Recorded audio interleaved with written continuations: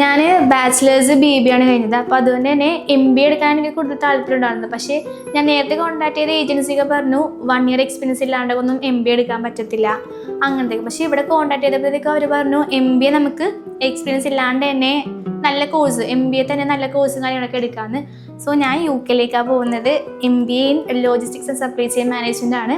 നമ്മുടെ university of ഹെഡ്ഫോർഷറിലേക്കാണ് പോകുന്നത്. ഫേസ്ബുക്കിൽ എൻ്റെ ഫ്രണ്ടിൻ്റെ മദറാണ് ഇങ്ങനെ ഫേസ്ബുക്കിൽ കണ്ടത് ഒരു ആഡ് പോലെ. അങ്ങനെ ആൻഫീൽഡിനെ കോൺടാക്ട് ചെയ്തു.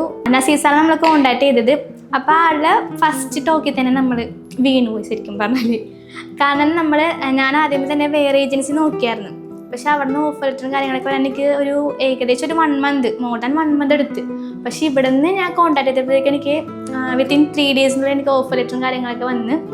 കാരണം എൻ്റെ ജേണി പറഞ്ഞാൽ ഇത്തിരി സ്മൂത്തായിട്ട് പോയി. കാര്യങ്ങളൊക്കെ എല്ലാം ഭയങ്കര ഫാസ്റ്റായിട്ടാണ് എൻ്റെ കാര്യങ്ങൾ നടന്നിച്ചത്. വീട്ടിൽ ഫസ്റ്റ് സമ്മതിക്കണമെന്നുണ്ടായില്ല.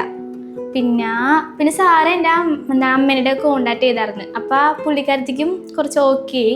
അങ്ങനെ പിന്നെ ലോണിൻ്റെ കാര്യങ്ങളൊക്കെ ആണെങ്കിലും കുറേ സപ്പോർട്ടൊക്കെ ചെയ്തായിരുന്നു. പിന്നെ എനിക്ക് നല്ലൊരു അടിപൊളി കൗൺസിലറിനെ കിട്ടിയത്, അഫീദ്.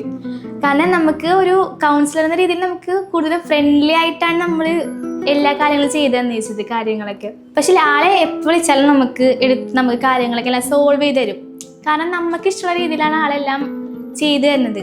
പിന്നെ ഇവിടുത്തെ അടിപൊളി എന്ന് പറഞ്ഞിട്ടുണ്ടെങ്കിൽ എല്ലാവരും എന്താ പറയുക, നല്ല കമ്പനി ആയിട്ടുള്ള ആൾക്കാരാണ് എല്ലാവരും. ചില ഏജൻസിയിലൊക്കെ പോകുമ്പോൾ ഇത്തിരി നല്ല സ്ട്രിക്റ്റ് ആയിട്ടൊക്കെ ഓരോ കാര്യങ്ങളൊക്കെ പറഞ്ഞു തരുള്ളൂ. അപ്പം നമുക്ക് എന്തൊക്കെയാണ് കൂടുതലും കാര്യങ്ങളൊക്കെ അറിയാനായിട്ട് ചോദിക്കാനൊക്കെ ഒരു ബാക്കിലേക്ക് പോകും നമ്മൾ. പക്ഷെ ഇവിടുത്തെ എല്ലാവരും അടിപൊളിയാണ്.